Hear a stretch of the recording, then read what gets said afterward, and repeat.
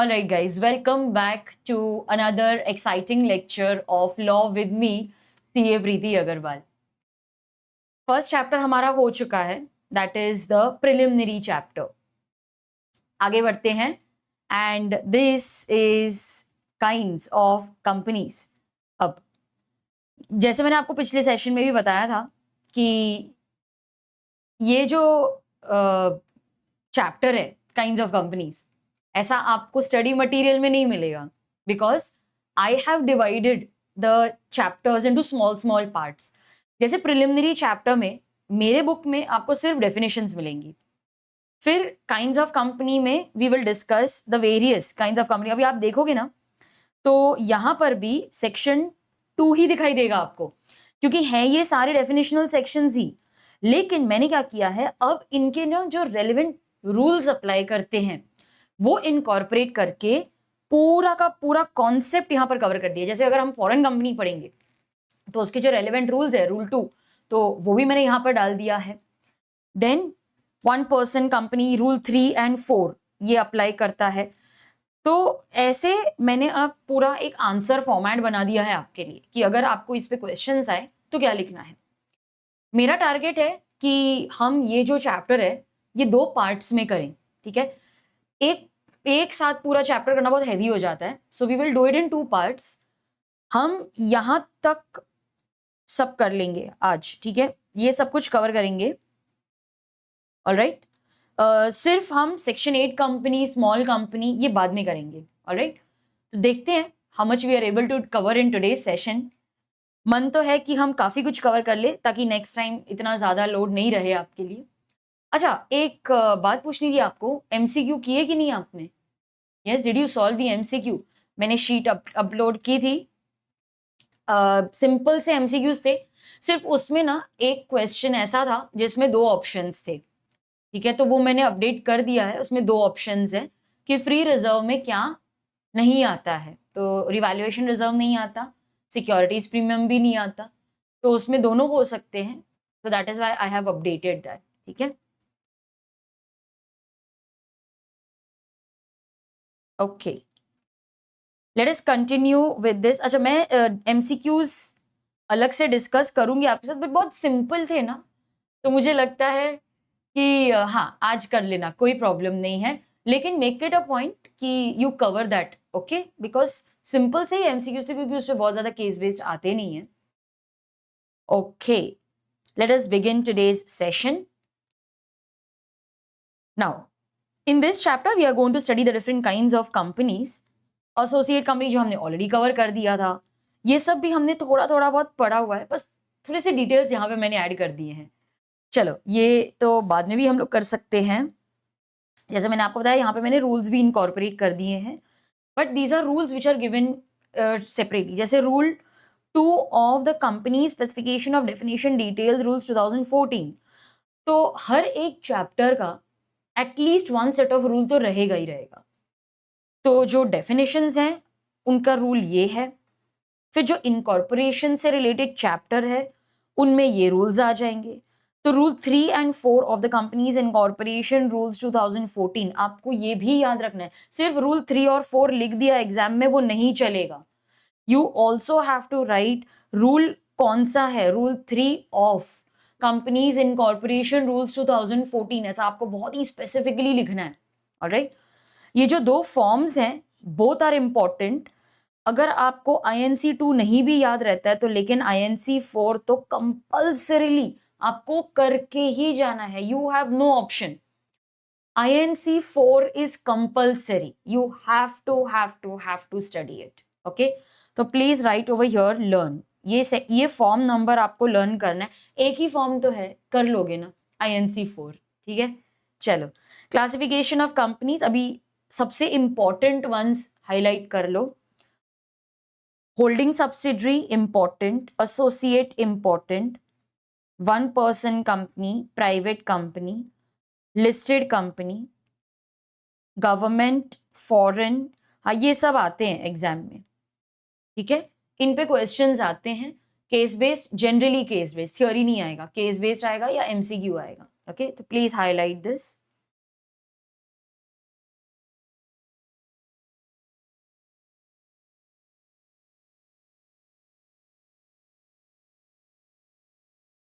You have to learn the definitions in all these cases.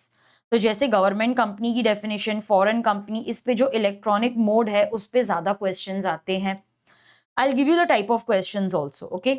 So on one person company you can expect MCQ, case based MCQ and case based question. Private company case based MCQ, उसमें से कोई एक ही question रहेगा, okay, and case based question. Section 8 company also case based MCQ and case based question. Foreign company and government company generally case based question आता है generally. Small company case based MCQ भी आ सकता है या फिर case based question भी आ सकता है. Holding and subsidiary associate also similar kind of questions.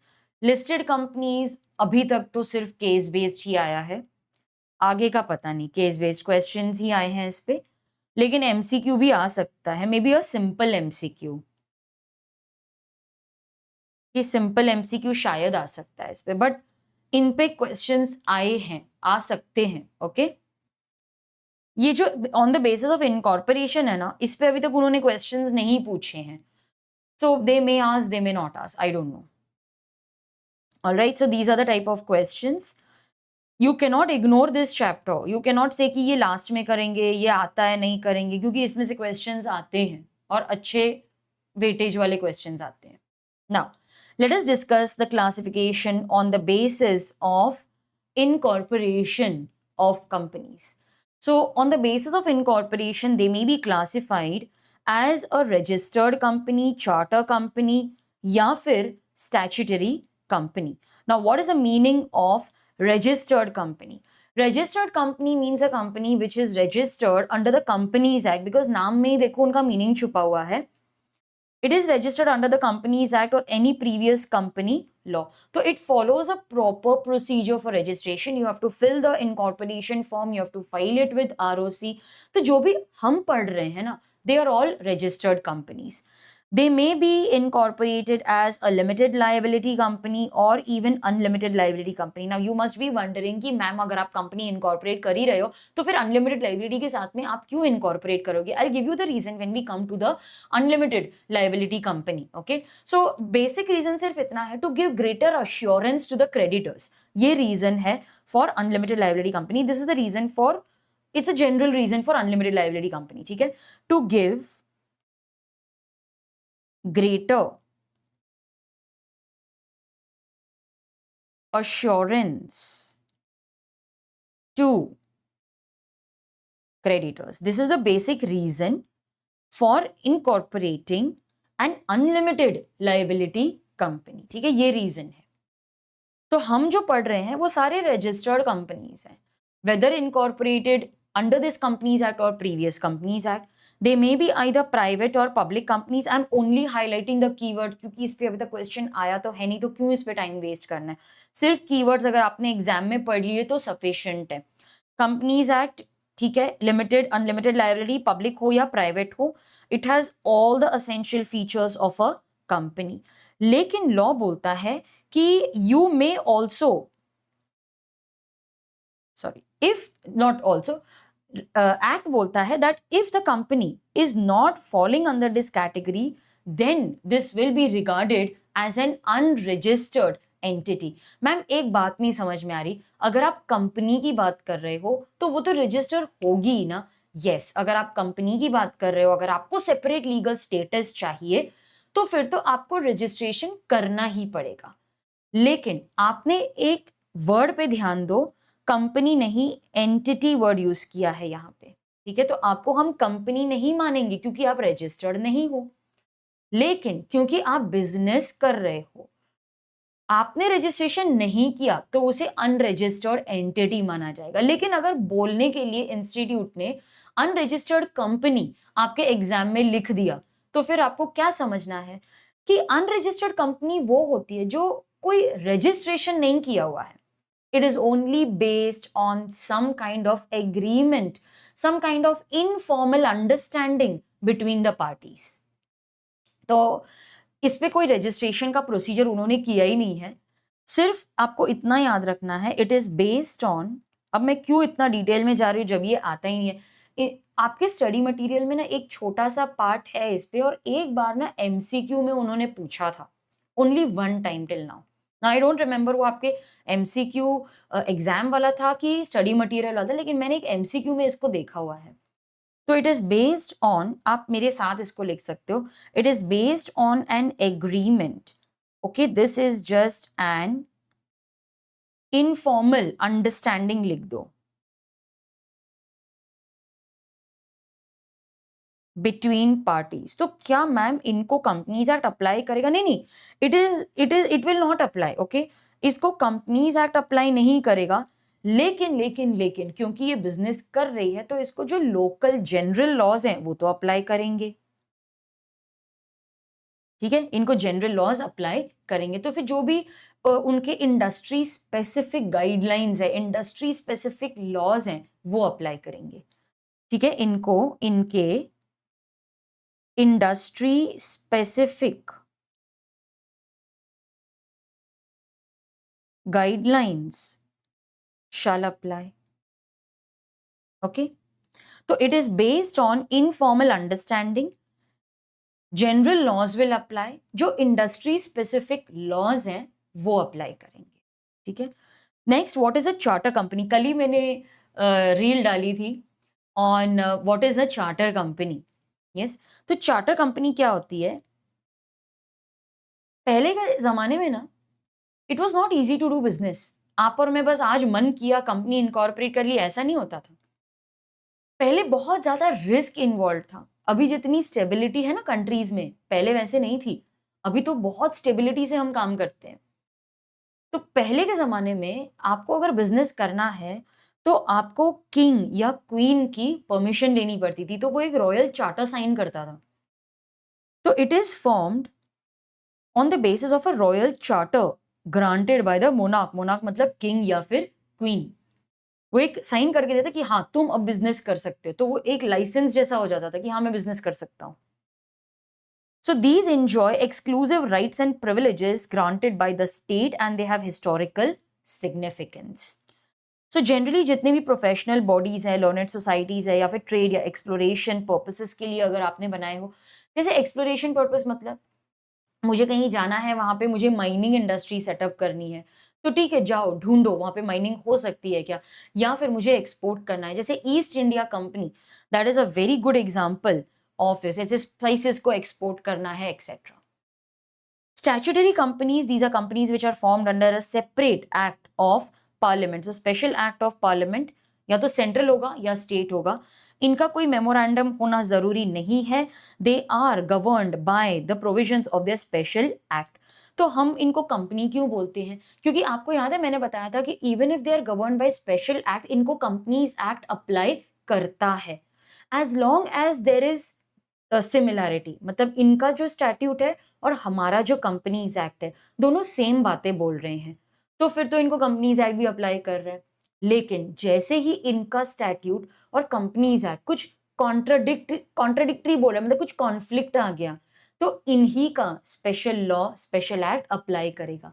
अगर इनके लॉ में कुछ भी नहीं लिखा है तो फिर ऑटोमेटिकली इनको कंपनीज एक्ट अप्लाई कर देगा। So life insurance corporation of India, RBI, so they are all, जैसे इंश्योरेंस कंपनीज हैं, they are all governed by their own special act, तो इनको कंपनीज एक्ट अप्लाई नहीं करता।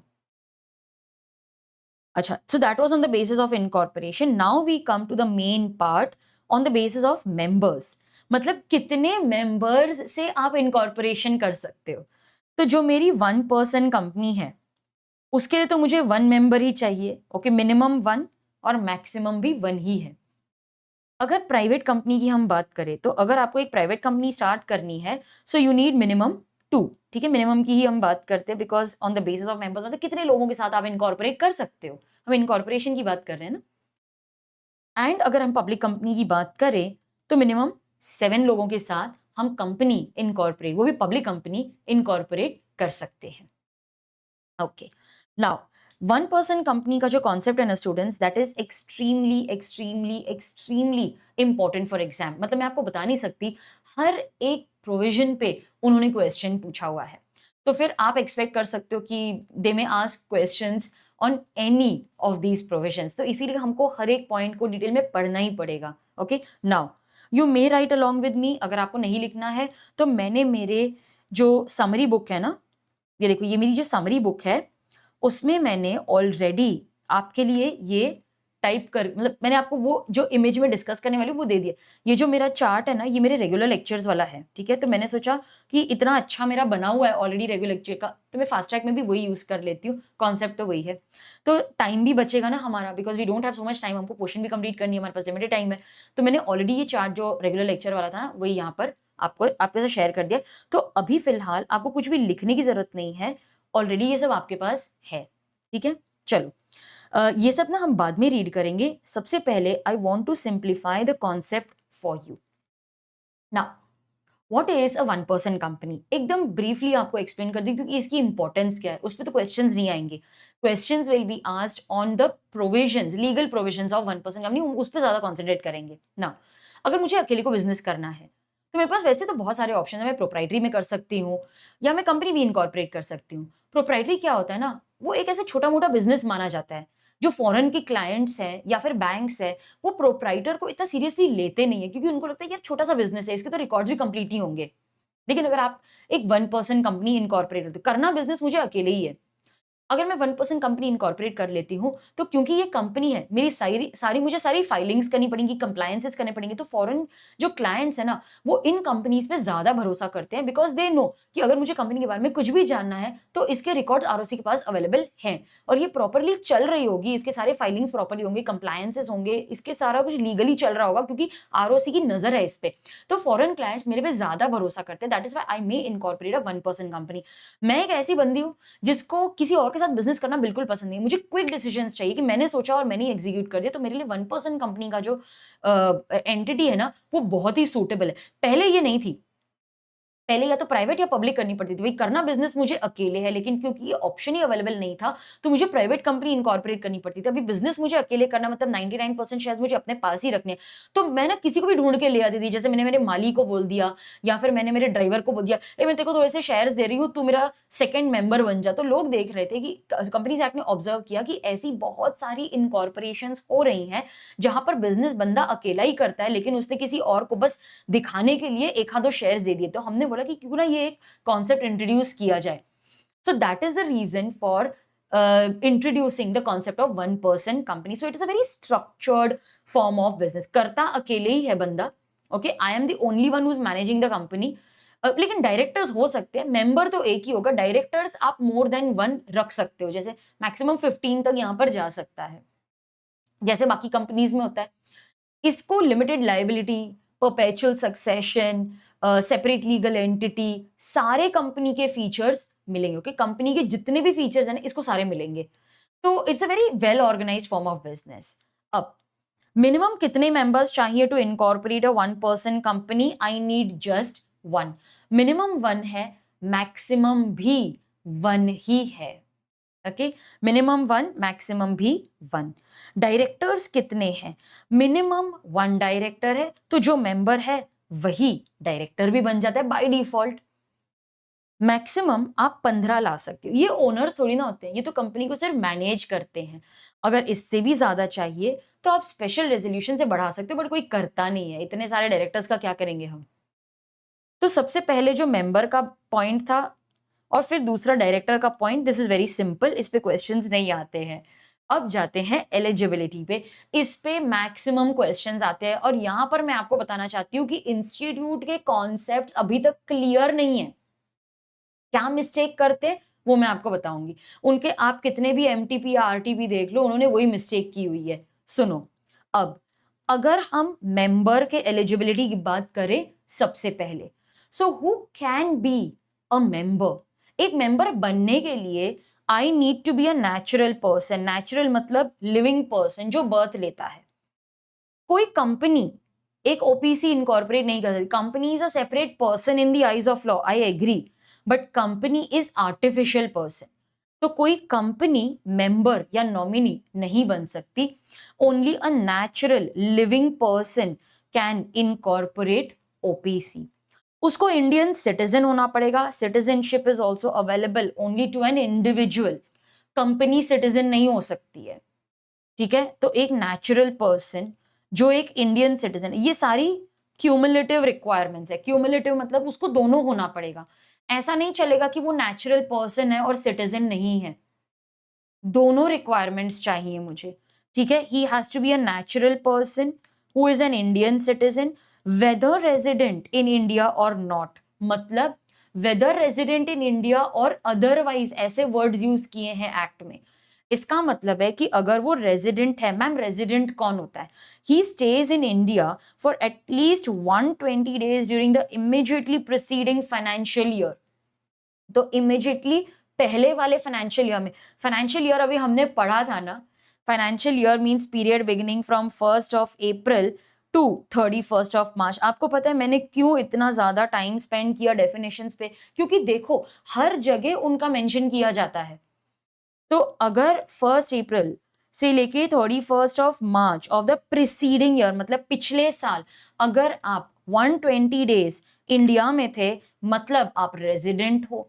लेकिन और नॉट का मतलब या अदरवाइज जो एक्ट में यूज किया उसका मतलब होता है कि अगर आप एक भी दिन इंडिया में नहीं थे ना, तो भी आप मेंबर बन सकते हो। So even a non resident Indian can become a member. अभी इसके पीछे का लॉजिक ये है कि आजकल सब ऑनलाइन होने की वजह से आपको इंडिया में ही बैठ के बिजनेस करना जरूरी नहीं है, आप ग्लोब में कहीं पे भी, वर्ल्ड में कहीं पे भी बैठ के इंडिया में बिजनेस कर सकते हो। तो इसीलिए ये रेजिडेंसी का क्राइटेरिया हमने यहां से हटा दिया। So whether resident in India और अदरवाइज, अब इंस्टीट्यूट क्या मिस्टेक करता है, इंस्टीट्यूट बोलते हैं कि नहीं उसको रेजिडेंट होना ही चाहिए, मतलब अगर वो 120 डेज इंडिया में नहीं है तो वो मेंबर नहीं हो सकता। ये लेकिन ये तो गलत है ना।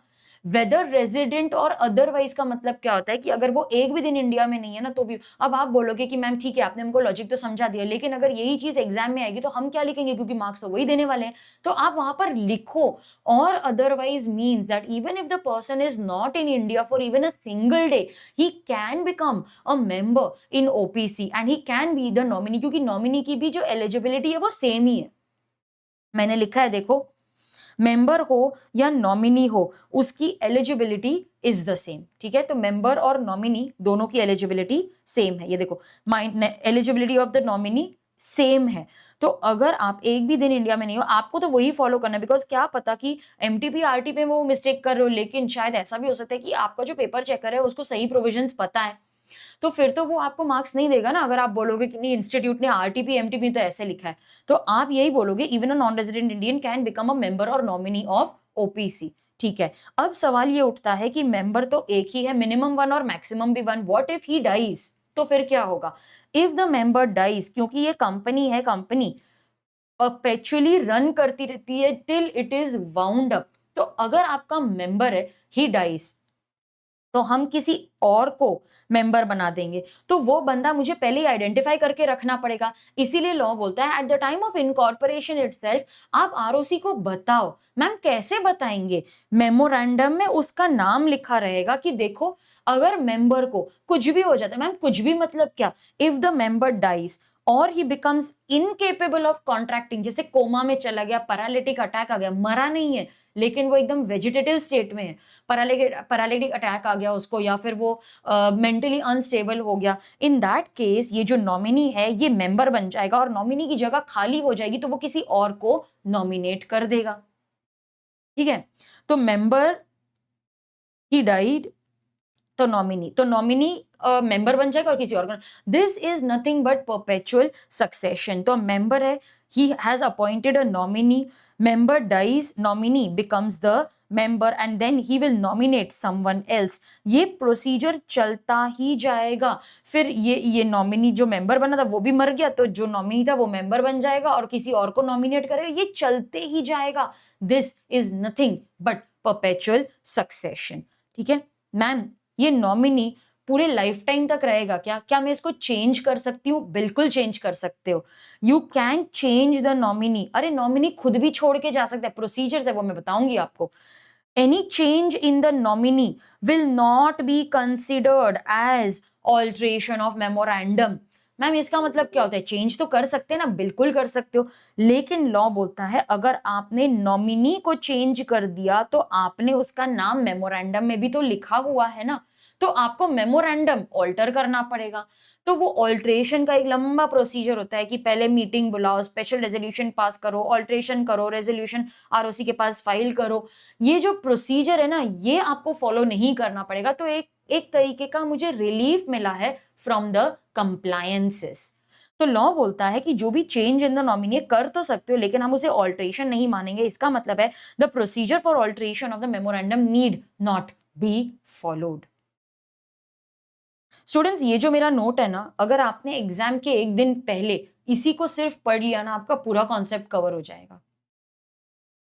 अच्छा, अब नॉमिनी का नाम तो आपने लिख दिया, उसको पता है क्या कि वो आपके ओपीसी का नॉमिनी है? कि भाई नाम मेरे को ऐसे ही लगा, हाँ ये मतलब मेरा हस्बैंड तो कर ही देगा ना नॉमिनी, मैंने ऐसे ही नाम लिया। उनको पूछा क्या कि वो मेरे कंपनी की जिम्मेदारी संभालने को तैयार है कि नहीं?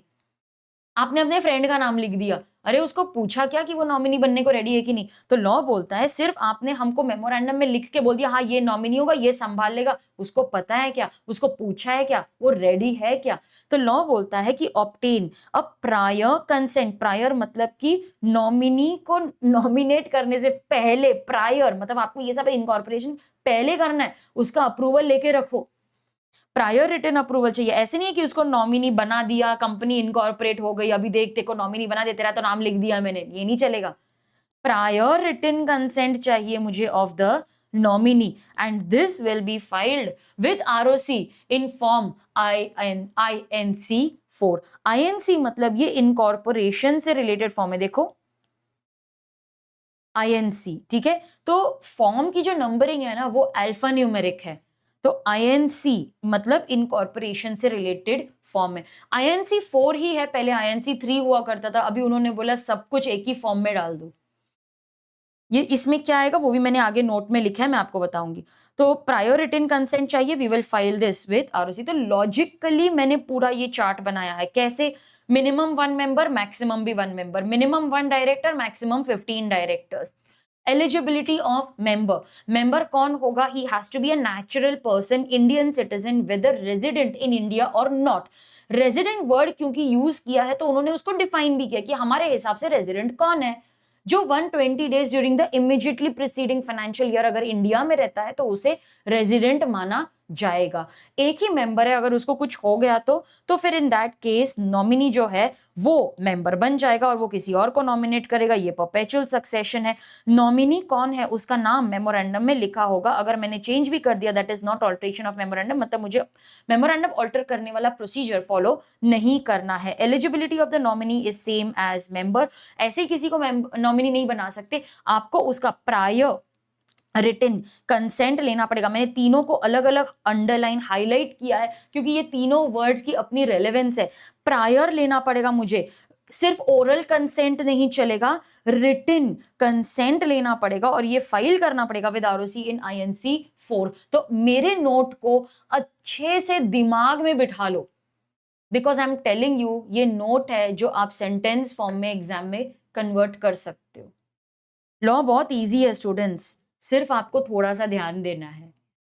Can a minor become member or nominee? Answer is no. This is very important for MCQ। Okay, can a minor become member or nominee? Answer is no. कोई भी कंडीशन में नहीं बन सकता और ये एक्ट में ही लिखा है। He is incapable of contracting. ठीक है, तो ये डाउट है, ये सारा मैंने मेंबर और नॉमिनी में कवर कर लिया।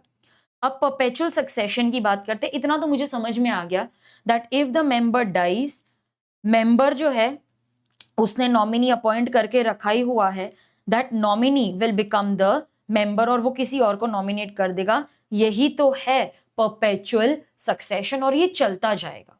ठीक है, अब एक्स्ट्रा बात, एक्स्ट्रा इन द सेंस, अभी इससे रिलेटेड सुनो।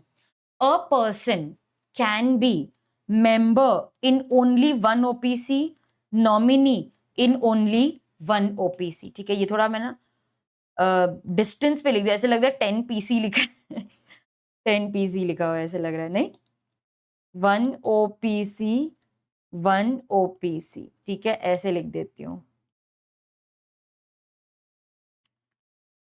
a person can be member in one and nominee in only one OPC. In other words, a person cannot be member in two OPCs, he cannot be nominee in two OPCs. But is it possible that he is member in one OPC, nominee in another? ये चलेगा. जैसे मेरा Mr. X है, he is member over here, but he is nominee in another OPC, वो चलेगा.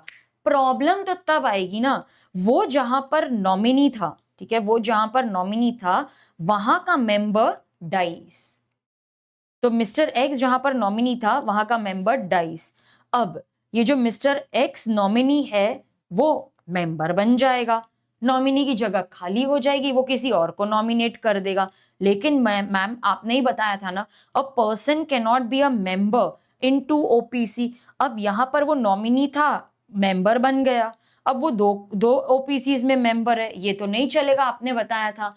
Law बोलता है 180 days के अंदर अंदर मिस्टर एक्स तुम्हें डिसाइड करना है कि कौन सी ओपीसी में तुम्हें एज अ मेंबर कंटिन्यू करना है. अगर आप बोलते हो ये मेरी प्राइमरी ओपीसी है, मुझे तो यहीं पे कंटिन्यू करना है, ठीक है, तो आपने जब मेंबर बने थे तो किसी को नॉमिनी बनाया था ना, तो उसको बोलो कि तू मेंबर बन जाए. तो 180 डेज में आपको ये कॉल लेना है. अभी स्टूडेंट्स मुझे यहाँ पर ऐसा डाउट पूछते हैं कि मैम ये इधर मेंबर है, ठीक है, यहाँ का जो मेंबर है ही डाइस, तो ये नॉमिनी मेंबर बन गया, अभी मिस्टर एक्स दो ओपीसीज में मेंबर है, ये तो हो नहीं सकता. तो ऐसा हो सकता है कि उसने नॉमिनी को बोला तू मेंबर बन जा और मिस्टर एक्स दोबारा से नॉमिनी बन गया, वो ठीक है ना, वो चलेगा ना, दैट इज ओके कि आप फिर बट देन फिर यही प्रॉब्लम हो जाएगी ना कि फिर अगर वापस वो जो मेंबर था ही मर गया, फिर ये वापस मेंबर बन गया एंड देन 180 डेज में बोलते नहीं मुझे तो यहीं पे कंटिन्यू करना है. अब लॉ ऐसा बना है, ऐसा भी तो हो सकता है कि कल को जाके वो बोले इसमें फायदा नहीं हो रहा, इसको बंद करके यहीं पे एज मेंबर कंटिन्यू करता हूँ, उसको ऑप्शन तो दो. तो यस, वो यहाँ पर मेंबर और यहाँ पे नॉमिनी कंटिन्यू कर सकता है और उसने किसी और जिसको नॉमिनी बनाया था वो उसको मेंबर बना देगा, वो चलेगा, ठीक है. तो he has to choose within 180 days the OPC where he would like to continue as a member. ये 180 days वाला जो पार्ट है ना, ये आता है एग्जाम में.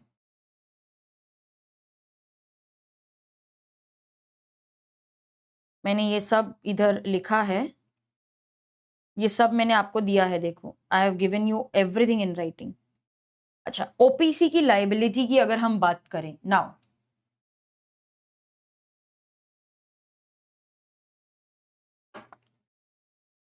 ओपीसी जो है ना वो लिमिटेड लाइबिलिटी के साथ आ सकती है, उसकी अनलिमिटेड लाइबिलिटी भी हो सकती है. मैम क्या बात कर रहे हो, एक तो वो ओपीसी मतलब कंपनी इनकॉर्पोरेट कर रहा है वो सिंगल पर्सन, और फिर वो बोलते नहीं मुझे अनलिमिटेड लाइबिलिटी के साथ ही आगे बढ़ना है. कोई बात नहीं ना, at least he is getting the other features जैसे separate legal status, perpetual succession, वो तो मिल रहा है, सिर्फ लिमिटेड लाइबिलिटी नहीं मिल रही ना. अब लाइबिलिटी हमेशा थोड़ी ना अनलिमिटेड रहती है. During the life time he gets to enjoy limited liability. It's only at the time of winding up that the liability becomes unlimited. वो देखेंगे ना तभी. At least during the life time तो मुझे लिमिटेड लाइबिलिटी इंजॉय करने का मौका मिल रहा है. अरे वो अनलिमिटेड लाइबिलिटी बाद में हो जाएगी, वो तब देखेंगे ना. अभी ऑल्सो मैंने पहले भी आपको बताया था that I want to give greater assurance to the creditors. अब सपोज हम बैंक के पास चले गए और हमने बैंक को बोला कि मैं ओपीसी हूं, मैं सिंगल पर्सन हूं, मेरे को लोन दे दो, तो बैंक बोलेगा एक तो तू कंपनी है, सिंगल पर्सन चला रहा है, सही से नहीं चलाया तो फिर मैं तो तुम पे भरोसा नहीं कर सकता, मैं नहीं दूंगा. एक तो तुम लिमिटेड लाइबिलिटी के साथ आए हो, तुमने सही से नहीं चलाया, तो तुम तो बोलोगे भाई मैं तो इतना ही लाइबल हूं, मैं तो और नहीं दूंगा, मेरे घर के एसेट्स तो लाइबल नहीं है. तो अगर वन पर्सन बैंक के पास जाता है और बैंक को बोलता है कि मुझे लोन चाहिए, मैं सिंगल पर्सन हूं, लिमिटेड लाइबिलिटी के साथ काम करता हूं, तो बैंक का तो दिमाग चलने लगेगा. अगर इसने सही से बिजनेस नहीं किया, लॉस हो गया, मेरा लोन कैसे रीपे करेगा, खुद तो सिर्फ लिमिटेड लाइबिलिटी लेकर आ रहा है, मतलब मैंने जितना कैपिटल लाना है फेस वैल्यू उतनी मेरी लाइबिलिटी, मैं घर से नहीं लाऊंगा, तो मेरे पैसे कौन देगा. तो बैंक बोलता है नहीं मेरे को नहीं देना लोन. लेकिन अगर मैं बैंक को बोल दूं बैंक तू चिंता मत कर, मेरी अनलिमिटेड लाइबिलिटी है, तो बैंक बोलेगा ठीक है, अगर बिजनेस सही से नहीं चलाया इसने, बिजनेस में पैसा नहीं है, तो ये अपने घर से लेके आएगा, अनलिमिटेड लाइबिलिटी है, personal assets are also liable. ठीक है, मैं इस पे भरोसा करके इसको दे देता हूँ क्योंकि मुझे अश्योरेंस है कि मुझे मेरे पैसे कहीं ना कैसे तो मिल ही जाएंगे। तो ये जो ओपीसी है ये अनलिमिटेड भी हो सकती है, लिमिटेड हो सकती है बाय शेयर्स या फिर बाय गारंटी। क्या ये सेपरेट लीगल स्टेटस एंजॉय करेगा? यस। क्या इसे proper books of accounts maintain करने पड़ेंगे? बिल्कुल मेंटेन करने पड़ेंगे, है तो कंपनी ना। क्या इसे ऑडिट भी करवानी पड़ेगी? ओपीसी को ऑडिट भी करवानी पड़ेगी और रजिस्ट्रेशन करना भी कंपलसरी है।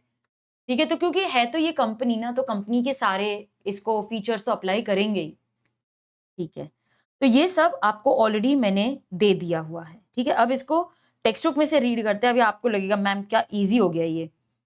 तो rule 3 and 4 of the companies incorporation rules 2014 के हिसाब से 1% में क्या लिखा है? अब स्टूडेंट्स, हमने जब प्रिलिमिनरी चैप्टर पढ़ा था ना, तो 2 क्लॉज 62 में 1% कंपनी को डिफाइन किया गया था कि ये कंपनी क्या होती है। 1% कंपनी मतलब क्या होती है? It is a company which has only 1% as a member. It is classified as a kind of private company because OPC is a special kind of private company. Ma'am private company मतलब अभी तो हम अलग से पढ़ रहे हैं ना ओपीसी। हाँ सुनो, देखो हमने रूल्स तो बनाए हैं उनके लिए कि तुम्हारा इनकॉर्पोरेशन कैसे होगा, तुम्हारी मेंबर की एलिजिबिलिटी क्या होगी, लेकिन लॉ बोलता है, एक्ट में 470 सेक्शंस हैं। वो सेक्शंस ट्रेडिशनली हमेशा से ही बनाए गए थे for a private company and public company. अब तुम ओपीसी लेकर आ रहे हो तो हम उसके लिए थोड़ी ना 470 नए सेक्शंस बनाएंगे।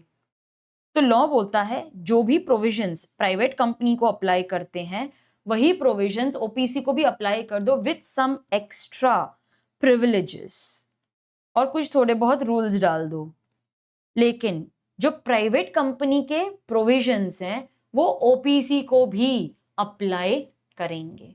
ठीक है, so this is a special kind of private company, all the provisions will apply with some extra privileges and rules. अब ओपीसी का फॉर्मेशन मैंने आपको बता दिया कि इंडियन सिटीजन, नेचुरल पर्सन होना चाहिए, इंडियन सिटीजन वेदर रेजिडेंट और otherwise.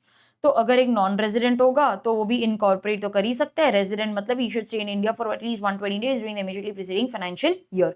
Minor can not become member or nominee of OPC, पढ़ लिया। अब नॉमिनी जो है वो इंश्योर करता है परपेचुअल सक्सेशन। मेमोरेंडम में नॉमिनी का नाम लिखा जाएगा। ठीक है, ये मैंने पढ़ लिया। बाकी जो 2 पॉइंट्स है वो मैं आपको बताऊंगी, अभी रुको। Only a natural person other than minor, clearly लिखा है। इंडियन सिटीजन है वेदर रेजिडेंट और not, will be nominee for the sole member of OPC. ठीक है, यही चीज मेंबर में भी आती है। Minor can not be a member or nominee of OPC, member भी नहीं बन सकता। माइनर कैसे बिजनेस चलाएगा बोलो ना, तो नॉमिनी भी नहीं हो सकता। Only a natural person other than minor can be nominee. ठीक है, नॉमिनी कौन है? अगर मेंबर को कुछ हो जाता है तो वो मेंबर बन जाएगा। प्रायर, देखो मैंने इधर भी हाईलाइट किया है, प्रायर चाहिए, रिटन चाहिए, कंसेंट चाहिए नॉमिनी का आईएनसी 4 में। वो हम फाइल करेंगे with ROC at the time of incorporation along with the memorandum and articles. ठीक है, अब बिजनेस बढ़ता गया, मुझे इसे प्राइवेट या पब्लिक में कन्वर्ट करना है, बिल्कुल कर सकती हूँ, कोई टाइम लिमिट नहीं है। आप कभी भी इसको कन्वर्ट कर सकते हो। सो अ 1% company may be voluntarily converted into either private or public company without any time restriction। मतलब ऐसा भी हो सकता है कि बिजनेस करने के 6 महीने में मुझे लगा बिजनेस बहुत अच्छा ग्रो हो रहा है, एक और बंदे की जरूरत होगी, तो मैंने एक किसी को एज अ मेंबर लाने का सोचा है, तो फिर मुझे प्राइवेट में तो कन्वर्ट करना ही पड़ेगा ना। कभी भी कर सकते हो, 6 महीने में, 2 महीने में, 3 साल में, 5 साल में, कभी भी। 1% कंपनी के नाम में ओपीसी वर्ड लिखना जरूरी है।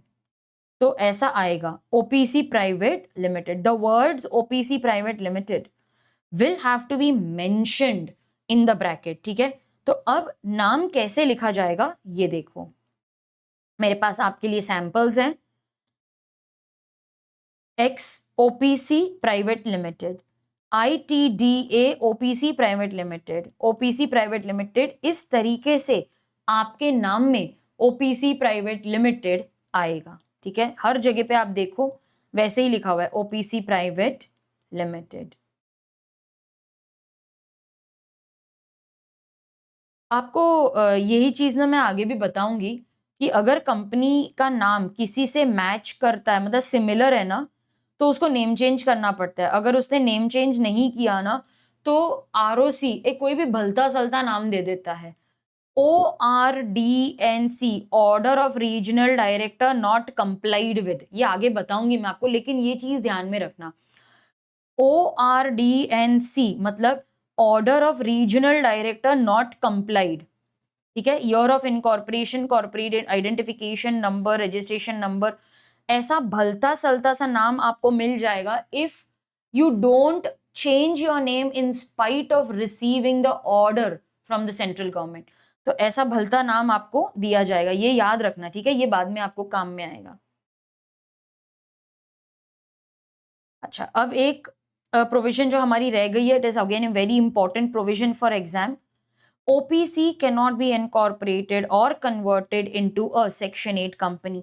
तो ना तो आप इसे as a Section 8 company incorporate कर सकते हो और ना ही आप इसको कन्वर्ट कर सकते हो इनटू अ Section 8 कंपनी, ठीक है।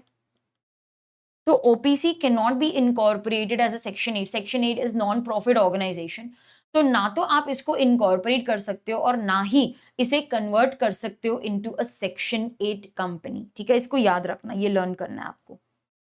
Further, OPC cannot even carry out, okay, OPC cannot carry out non-banking financial activities including the investment in securities, okay, including investment in securities of any body corporate। ये दो चीजें आपको याद रखनी है। अब NBFC कौन होता है? These are non banking financial, मतलब इनका काम तो बैंक जैसा ही है, but they don't hold a banking licence, ठीक है। तो बैंकिंग लाइसेंस नहीं है इनके पास, मतलब ये बैंक नहीं माने जाएंगे, बट काम वही करते हैं, डिपॉजिट्स एक्सेप्ट करना, लोन देना, एक्सेट्रा। इनको मिनिस्ट्री ऑफ कॉर्पोरेट अफेयर्स, मतलब ये एक कंपनी ही माने जाएंगे। मिनिस्ट्री ऑफ कॉर्पोरेट अफेयर्स और RBI डायरेक्टली इनको रेगुलेट करता है। तो मैं कोई NBFC नहीं चालू कर सकती as a 1 person company. Investment in securities of any body corporate, मतलब एक OPC किसी दूसरे कंपनी के शेयर्स नहीं खरीद सकती। सो 1 person company can not purchase shares of another company. Ma'am ये लिखना जरूरी क्यों है? बिकॉज देखो, company is a separate person in the eyes of law, और ये OPC भी सेपरेट पर्सन है, एंड सेपरेट पर्सन होने की वजह से one company can purchase the shares of another company. लेकिन यहां पर हमने क्लियरली लिखा है that OPC can not purchase the shares of another company. Ma'am क्या वो जो मेंबर है वो अपने नाम पे किसी कंपनी के शेयर्स खरीद सकता है? वो करेगा, वो चलेगा। तो वो जो सिंगल मेंबर है वो अपने नाम पे ले सकता है, लेकिन क्या हम OPC के नाम पे ले सकते हैं? नहीं ले सकते। ये भी इंपॉर्टेंट है, ये भी MCQ में आता है, ठीक है, और कन्वर्जन वाला भी आता है। ओके, नाउ ये जो चेंज ऑफ नॉमिनी है ना, ये हम अभी करेंगे मेरे नोट्स में से, लेकिन उसके पहले जो मैंने ऑलरेडी पढ़ा दिया वो रीड कर लेते हैं। तो नेचुरल पर्सन है, he can be member of only 1 OPC, nominee of only 1 OPC, पढ़ लिया। अगर 2 में हो गए तो 180 डेज में डिसाइड करना पड़ेगा कि मुझे कौन से OPC में एज अ मेंबर कंटिन्यू करना है, ठीक है। तो I will have to decide within 180 days. These are relaxations available to OPC. Please note that this can be asked as a theory question. बहुत rarely आया है, लेकिन आ सकता है as a theory question. तो ये सारे relaxations हैं to a 1 पर्सन company. देख 1 person company, you have to remember the section numbers also, हाँ, section numbers भी important है। सेक्शन 2 क्लॉज 40 फाइनेंशियल स्टेटमेंट्स को डिफाइन करता है। वो बोलता है कि तुझे कैश फ्लो स्टेटमेंट बनाने की जरूरत नहीं है, not required to prepare a cash flow statement. Annual return भी जो 92 में आता है उसका तेको सिर्फ अब्रिज्ड वर्जन बनाना है। अब्रिज्ड मतलब एक समरी वर्जन बनाना है, ठीक है। तो फॉर्म MGT 7A करके आएगा, आगे आएगा आपको फॉर्म MGT 7A, ठीक है। फॉर्म MGT 7A करके आएगा एंड MGT 7A है तो वो अब्रिज्ड फॉर्म है, ओके। बाकी कंपनीज का 7 है, इनका 7A है। एनुअल रिटर्न जो है वो सिर्फ एक डायरेक्टर साइन कर ले, क्योंकि एक ही रहेगा ना इसमें, मिनिमम तो 1 ही है। एंड कंपनी सेक्रेटरी को साइन करने की जरूरत नहीं है। इनको AGM करने की जरूरत नहीं है, क्योंकि यार सिंगल मेंबर है, अपने साथ क्या वो मीटिंग करेगा, AGM करेगा, तो उनकी बोर्ड मीटिंग को ही मान लेते हैं। अब्रिज्ड बोर्ड्स रिपोर्ट बनेगी इसकी, क्योंकि फुल बनाने के लिए तो इसके पास इतना बिजनेस ही नहीं है। जो साइन है वो 1 डायरेक्टर कर लेगा, ठीक है। OPC के जो फाइनेंशियल्स है वो आपको 6 मंथ्स में फाइल करने, इसको एक्सटेंडेड पीरियड दे दिया, बाकी लोगों को 30 डेज दिए हैं। अगर each half of the calendar year में, मतलब जैन टू दिसंबर मेरा कैलेंडर ईयर है, तो ये जून में इसका 30 जून, हाफ ईयर होता है 6 मंथ्स में। एक बोर्ड मीटिंग कर ली ना तो बहुत है, लेकिन दोनों के बीच में जो गैप है ना, जो गैप है वो एटलीस्ट 90 डेज का तो होना ही चाहिए। तो 6 महीने में एक बोर्ड मीटिंग करोगे तो भी चलेगा, ठीक है, लेकिन दोनों बोर्ड मीटिंग में गैप 90 डेज का होना चाहिए। तो ये रिलैक्सेशन आपको एज इट इज लर्न ही करने हैं। अब लास्ट पार्ट पे आ जाते हैं, that is change of nominee. तो लॉ बोलता है नॉमिनी खुद से भी छोड़ के जा सकता है, या फिर मेंबर भी नॉमिनी को निकाल सकता है और किसी और को नॉमिनेट, झगड़ा हो गया यार इनके बीच, या फिर नॉमिनी मर गया, या नॉमिनी इनकेपेबल हो गया, या मेंबर मर गया, मतलब कुछ भी हो सकता है ना। तो इसके क्या प्रोसीजर्स है, अब ये मैंने आपको नहीं लिख के दिया है आपके समरी बुक में। क्यों? Because I want you to write this. Summary book मिल गई ना, प्रिंट आउट ले लिया, तो फिर वो लर्न नहीं होता है, लेकिन खुद जब लिखोगे ना तो वो लर्न हो जाता है। तो ये मैंने क्यों ये लिया है ना लर्न करने की, क्योंकि ये बहुत कंफ्यूजिंग है। तो जब तक लिखोगे नहीं तब तक लर्न होगा नहीं। तो आप क्या करोगे, अभी लिखने की जरूरत नहीं है, जब रिकॉर्डिंग मिल जाएगी तो फिर आके इसको लिख लेना, ठीक है। और वो आज ही करना, अदरवाइज रह जाएगा। तो because I want you to write, that is the only reason. Okay, now these are the steps to be followed when the nominee withdraws consent। अब नॉमिनी अपना कंसेंट विड्रॉ कर रहा है कि यार मेंबर, मेरे को तेरा नॉमिनी नहीं बनना, झगड़ा हो गया इनके बीच में, या नॉमिनी बोलता है कि नहीं अब मुझे मेरा खुद का OPC स्टार्ट करना है, मुझे वहां पे मेंबर बनना है, तो मैं तेरा नॉमिनी नहीं बन सकती, मुझे नहीं तेरे यहाँ पे कंटिन्यू नहीं करना है। उसकी रीजन है, कोई भी रीजन हो सकता है। अच्छा, तो मैंने स्टेप्स बनाए हैं, सिंपल है, जैसा मैंने लिखा है वैसे ही लर्न करो।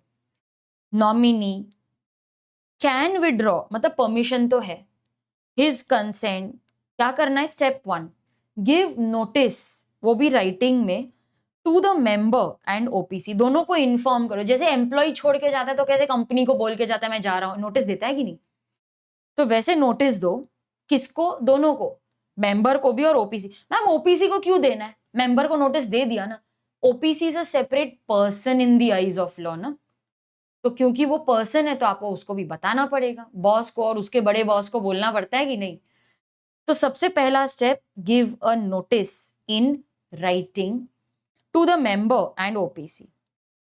अब मेंबर को नोटिस मिल गया, अरे मेरा नॉमिनी छोड़ के जा रहा है, तो वो किसी और को नॉमिनेट कर लेगा with in 15 days of receiving the notice of withdrawal. तो मतलब जैसे ही उसको पता चला ये तो नॉमिनी गया, 15 दिन के अंदर अंदर उसे किसी और को नॉमिनेट करना है।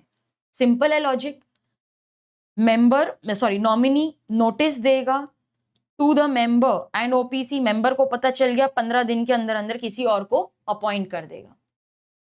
अब मेंबर ने अपॉइंट किया है ना, तो मेंबर OPC को बोलेगा, देख मैंने एक नया नॉमिनी अपॉइंट किया है। तेरे को मिला था ना नोटिस, वो तो गया नॉमिनी, तो मैंने एक नया नॉमिनी अपॉइंट किया है और ये रहा उसका कंसेंट INC 4 में।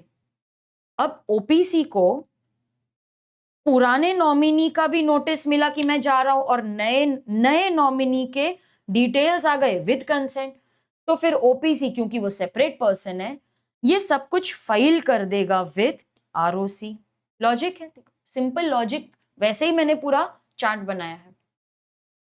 तो फिर OPC shall with in 30 days of receiving the notice of withdrawal, original जो नॉमिनी था ना वो छोड़ के गया, उसके 30 days के अंदर अंदर वो ROC के पास फाइलिंग करेगा इन INC 4। तो INC 4 वाला जो फॉर्म है ना स्टूडेंट्स, वो कंसेंट ऑफ नॉमिनी के लिए है, notice of withdrawal of consent by nominee के लिए है।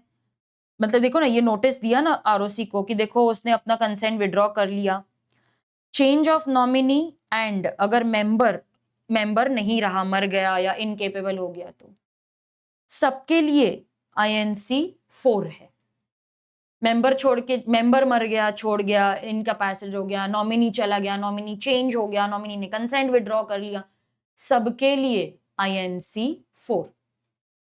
ठीक है, ओके। तो OPC जाएगा 30 days में ROC के पास फाइलिंग कर देगा। क्या क्या फाइल करेगा INC 4 में, कि मुझे वो विड्रॉल का नोटिस मिला था, एज एन अटैचमेंट डालेगा वो, और ये नया नॉमिनी है, डिटेल्स फॉर्म में भर देगा, और INC 4 मतलब वो जो कंसेंट मिला था ना वो भी अटैच कर देगा। लॉजिक है, देखो तुमको इसका मिला था ना नोटिस, वो डालो, नए नॉमिनी के डिटेल्स और उसका कंसेंट फॉर्म। अच्छा, मेंबर ने नॉमिनी को निकाल दिया, पहले तो नॉमिनी खुद छोड़ के जा रहा था ना, विड्रॉ कर रहा था अपना कंसेंट, अब हमने इसको निकाल दिया कि नहीं तेरे से काम नहीं होगा अभी, या फिर member dies, nominee dies, becomes incapable, वो भी रीजन हो सकता है। स्टेप 1 क्या होगा, मेंबर OPC को इंटीमेट करेगा इन राइटिंग कि देखो OPC, मैंने नॉमिनी चेंज कर दिया है। OPC, मैंने नॉमिनी चेंज कर दिया है।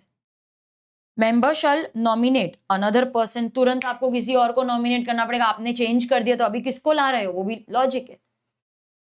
मेंबर OPC को बोलेगा मैंने नॉमिनी चेंज कर दिया है और उसके बदले ये नया नॉमिनी है, इसका कंसेंट है। अब OPC को मालूम पड़ गया नॉमिनी चेंज हो गया, नया नॉमिनी भी आ गया और उसका कंसेंट भी आ गया, तो OPC जाएगा ROC के पास। Within 30 days of intimation of change, he will file with ROC. Change of nominee, INC 4. Written consent of new nominee, INC 4 कि नया नॉमिनी आ गया।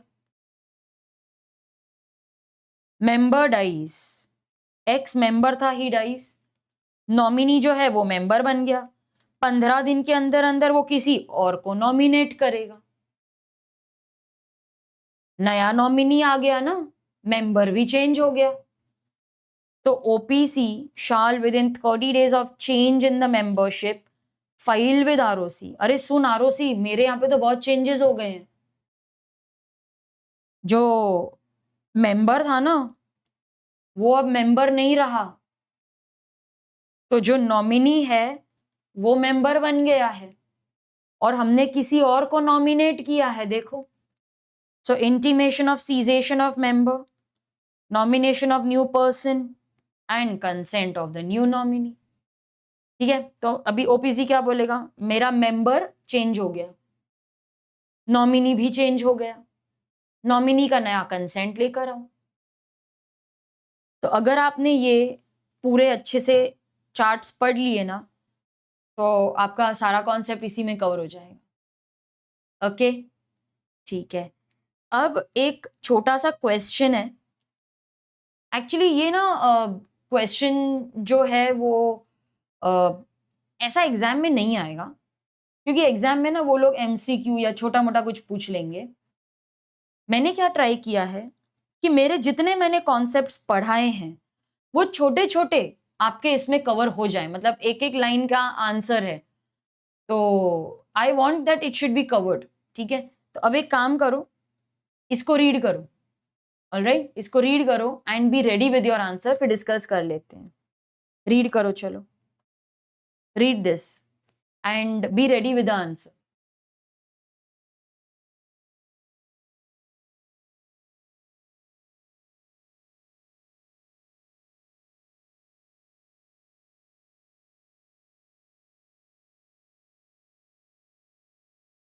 जैसे आप क्वेश्चन पढ़ोगे ना स्टूडेंट्स, आंसर बनाते जाओ माइंड में। Don't wait for the entire question to be read. Don't don't read and then again try to find the answer. जैसे जैसे आप रीड करते रहते हो, आंसर बनाते जाओ अपना, ठीक है? चलो।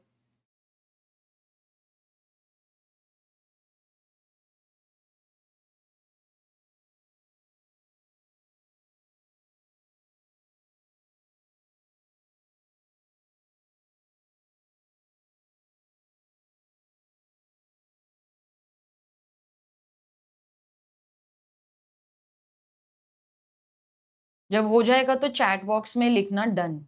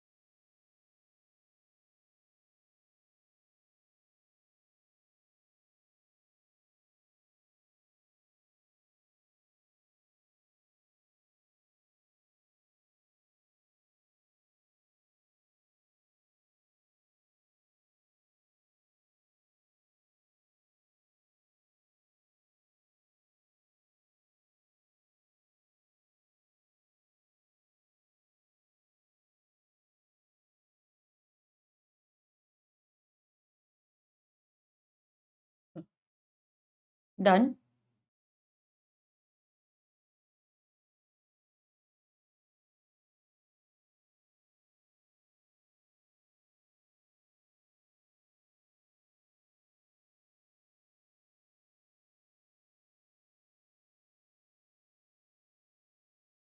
Okay, yes guys, tell me.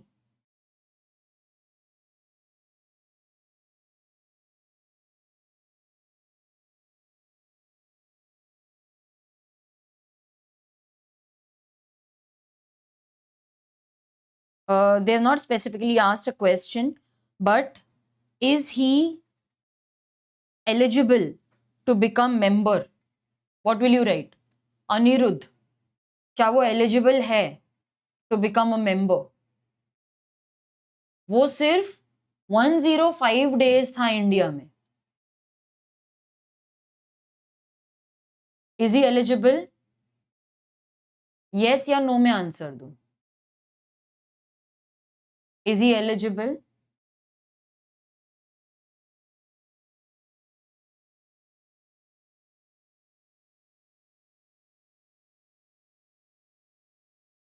Yes, very good, guys. So he is eligible because he is an Indian citizen, okay, and he's also a natural person. Doesn't matter whether he is in India or not.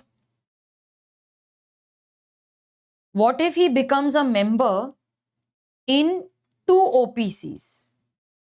तो क्या करना पड़ेगा? Can he continue in two OPCs? कितने days में उसको choose करना पड़ेगा?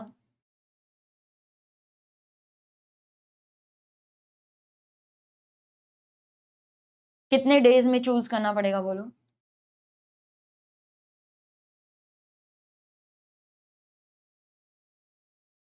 Yes, correct, very good. He will have to decide within 180 days कि कौन से ओपीसी में उसको कंटिन्यू करना है.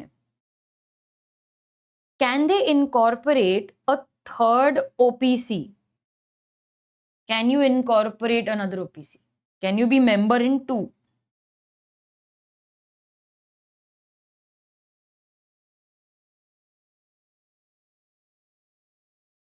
No. Correct answer. Can minor become nominee? Can minor become nominee? The law expressly states that nominee must be a natural person other than minor. Okay, other than minor. Anirudh wants to invest in the corporate equity shares. Can OPC carry out investment activities in the security of any other body corporate? No, you cannot. You cannot do that. Okay. So this was not actually a question जो exam में आएगा. It was just like a revision for us. Okay. All right. So that was one person company. All right.